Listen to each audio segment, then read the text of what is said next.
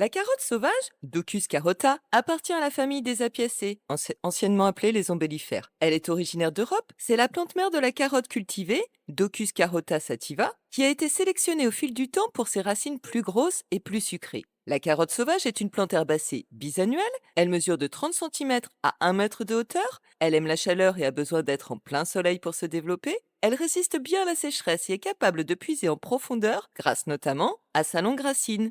Ses tiges sont solides, creuses, rêches et légèrement velues, souvent cannelées. Ses feuilles sont composées et plumeuses, elles sont similaires à celles de la carotte cultivée, mais souvent plus fines et plus dentelées. Elles sont d'un vert grisâtre, elles ont l'odeur caractéristique de la carotte quand on les froisse. Ces fleurs sont organisées en une ombelle aplatie caractéristique. Chaque ombelle est composée de petites fleurs blanches ou légèrement rosées, avec une petite fleur centrale rouge ou pourpre pour attirer les pollinisateurs. Cette petite fleur centrale est parfois appelée la fleur de la reine. Les fleurs de la carotte sauvage sont entourées de bractées longues, et à la fin du cycle de floraison, l'ombelle se recourbe sur elle-même et forme comme un petit nid. La floraison a lieu de juin à septembre. Ces fruits sont des petits akènes ovoïdes, recouverts de petites soies recourbées, qui leur permettent de s'accrocher aux poils ou aux vêtements et d'être facilement dispersés par le vent. Sa racine est pivotante, blanche, longue et fine. Elle ressemble à celle de la carotte cultivée, mais elle est plus petite et moins sucrée. Elle est comestible, très aromatique, mais plus fibreuse que la carotte cultivée, et elle est souvent de couleur blanche